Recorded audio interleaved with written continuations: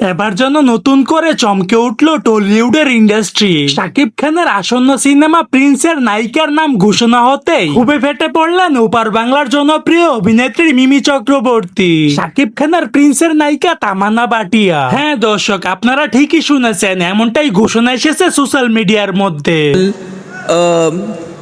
ஒரு ஸ்டார் ஆனதுக்கு முன்னாடி வீட்டு অভিনেত্রী মিমি চক্রবর্তী তিনি সরাসরি জানিয়েছেন শাকিব খান এতটা ভুল সিদ্ধান্ত নিবে সেটা আমি আগে কখনো কল্পনাই করিনি।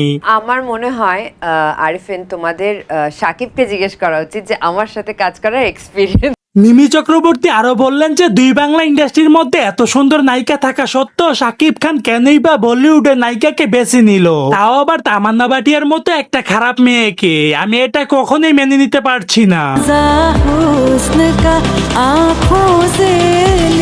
মিমি চক্রবর্তী আরো বললেন যে সাকিব, তোর প্রতি আস্থা ও ভরসা ছিল যে এই সিনেমার মধ্যে তুই আমাকে নায়িকা হিসাবে নিবি, কিন্তু শেষ পর্যন্ত তুই আমার সাথে বিশ্বাসঘাতকতা করলি।